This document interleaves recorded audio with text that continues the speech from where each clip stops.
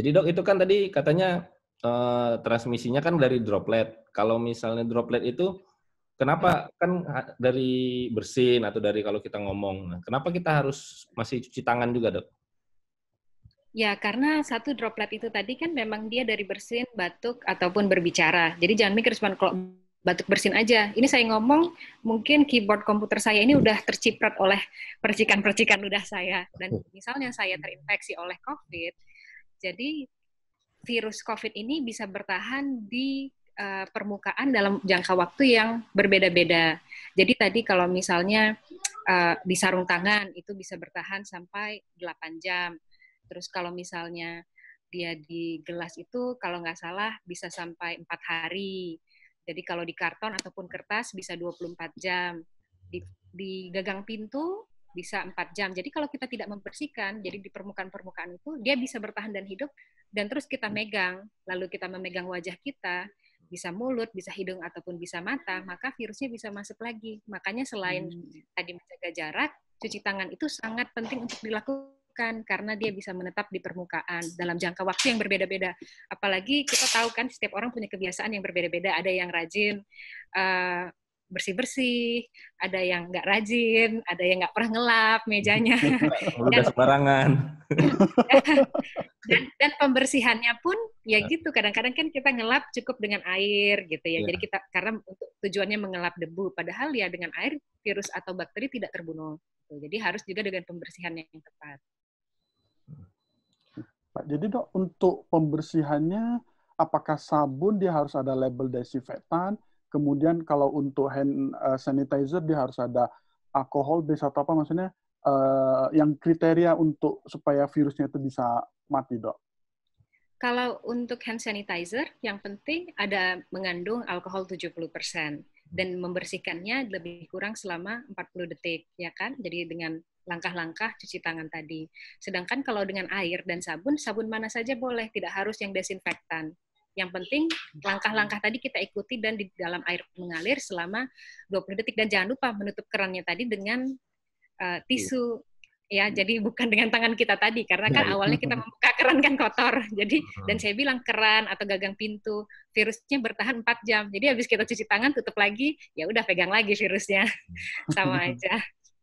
Jadi itu yang harus diperhatikan, hal-hal yang kecil. Dan mulai membiasakan sebetulnya. Jadi kadang-kadang dari kejadian wabah seperti ini ada hikmahnya juga. Kita belajar jadi hidup yang lebih bersih. Mudah-mudahan ya setelah ini. Ya, semoga kebiasaannya bisa diterusin setelah wabahnya selesai ya dok ya. Jadi iya. Mungkin untuk Dokter Ilham sama Dokter Stephen udah kebiasaan hand hygiene-nya udah sangat tinggi karena dokter bedah. Nah, jadi dok, ini kan tadi pencegahannya kan secara umum kan itu sudah sesuai lah dengan anjuran pemerintah di seluruh dunia juga gitu, menjaga jarak, rajin cuci tangan gitu. Nah, ada beberapa juga yang menanyakan gitu kalau misalnya memberikan, ini kan katanya kan virus juga gitu, apakah kalau vaksin itu bermakna nggak? Misalnya sekarang ini kan sudah ada vaksin untuk pneumonia, ada vaksin untuk influenza, karena kan influenza kan juga virus juga gitu. Nah, dan untuk vaksin pneumonia katanya kan karena ini juga dia ada manifestasi penyakitnya jadi pneumonia. Apakah vaksin-vaksin ini membantu dok untuk mencegah atau mengurangi kemungkinan kita untuk terkena virus ini gitu? Sebetulnya kedua vaksin ini, influenza maupun pneumonia, yang memang nanti kalau kita terkena infeksinya gambarannya seperti pneumonia, tidak bermanfaat untuk mencegah penyakit tersebut, penyakit COVID.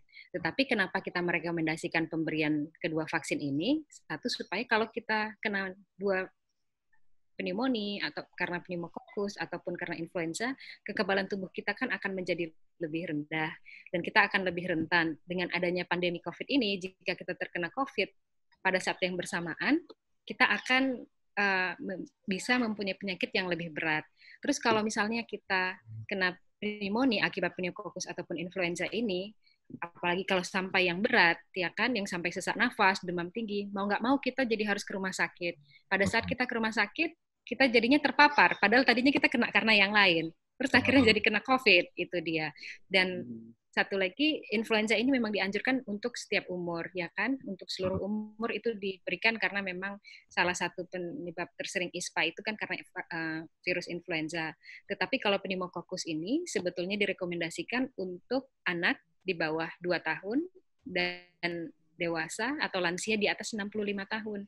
Yang di bawah 65 tahun itu kita rekomendasikan jika mereka punya penyakit paru penyerta, ya misalnya PPOK, perokok berat, ya kan, atau asma, itu baru kita rekomendasikan. Jadi bukan semua harus dikasih, oh sekarang semua cari, oh vaksin ini pneumonia ya, gitu.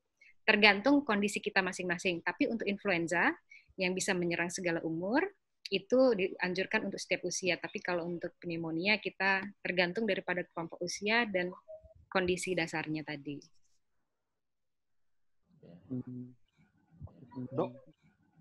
Dok, mungkin untuk sedikit informasi mungkin juga bisa membantu. Kira-kira kriteria keluhan atau gejala yang memerlukan kita untuk masuk ke rumah sakit. Jadi misalnya kalau sudah ada gejala ini atau keluhan batuk-batuk berat, oh kita harus segera telepon ke call center. Kemudian kita harus mungkin memeriksakan diri ke rumah sakit rujukan ya, terutama di Sumatera di GL Tobing atau tempat sekitarnya. Mungkin bisa dibantu, Dok. Jadi 30% daripada penderita COVID ini masih asimptomatik atau tidak ada gejala. Nanti sisa 30%-nya lagi itu gejala ringan. Jadi seperti gejala infeksi saluran nafas atas. Infeksi saluran nafas itu termasuklah batuk, ya kan, pilek, sakit tenggorokan, itu yang paling sering. Bisa juga demam-demam ringan. Jadi kalau misalnya kita menderita penyakit tersebut, ya kan, kita masih cukup bisa dengan mengisolasi diri di rumah. Tetapi jika sudah mulai timbul atau gejala-gejala tersebut yang berkelanjutan dan semakin lama, disertai dengan mulai sesak nafas, ya kan, itulah kita mulai harus menghubungi call center, ya kan, untuk menduga apakah kita menderita COVID. Dan yang harus diperhatikan lagi, jika kita gejala awal yang ringan tadi, tapi terjadi pada lansia, itu harus segera dihubungin. Tidak harus menunggu sampai sesak nafas. Karena seperti kita lihat di data-data sebelumnya, angka kejadian klinis yang berat itu meningkat dengan bertambahnya usia dimulai dari usia 60 tahun. Jadi 60 tahun ke atas, angka kematiannya semakin tinggi sampai nanti di atas 80 tahun yang paling tinggi. Jadi dari gejala yang paling ringan tadi sudah harus menghubungi. Tetapi kalau kita yang di usia yang lebih muda, ya gejala ringan awal tadi, batuk, nyeri tenggorokan, tidak perlu langsung ke rumah sakit. Jika sudah sampai sesak nafas, barulah kita menghubungi call center. Itu pun kita harus melihat lagi, adakah risiko perjalanan. Kita melihat daerah-daerah di mana sudah ada transmisi lokal.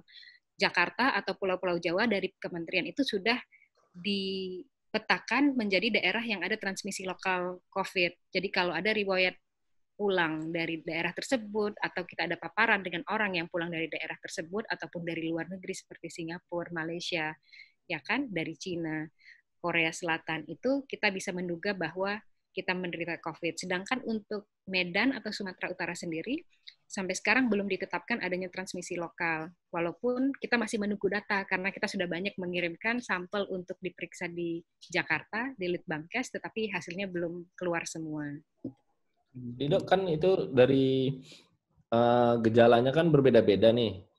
Kalau memang yang sudah usia lanjut memang sudah jelas ini istilah arahnya kemana gitu. Nah, kalau misalnya yang usia muda ini kenapa banyak ada yang nggak ada gejala sama sekali, ada yang gejalanya ringan itu. Kenapa bisa beda-beda, Dok?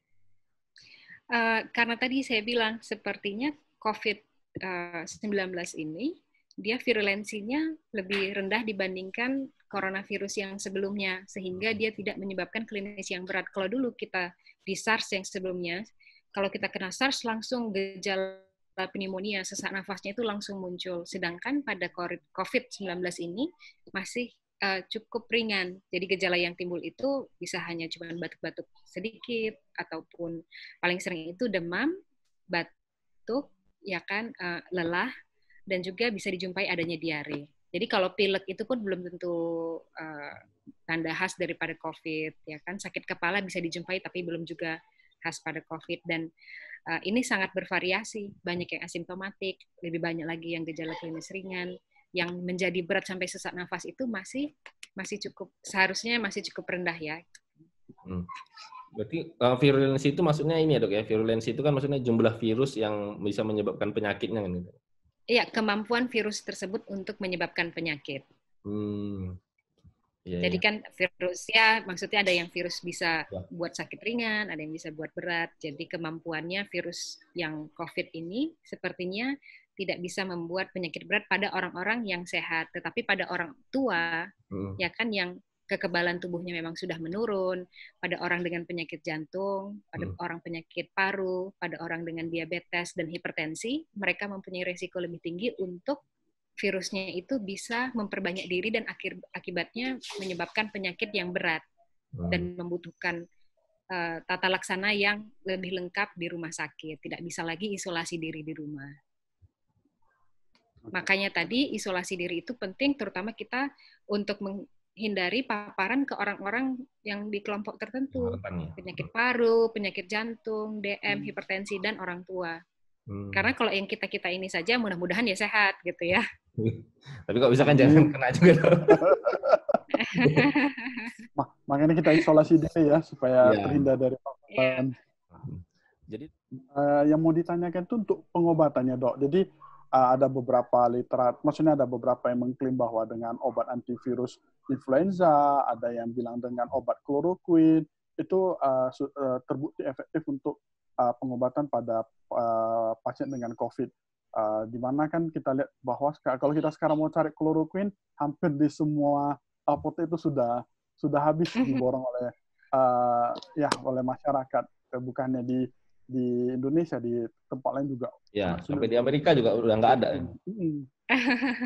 Jadi satu obat influenza itu yang kita ketahui Tamiflu ya, mungkin yang kita pernah dengar itu tidak bermanfaat untuk coronavirus karena dia membunuh influenza, kecuali jika dijumpai adanya infeksi bersamaan dengan influenza.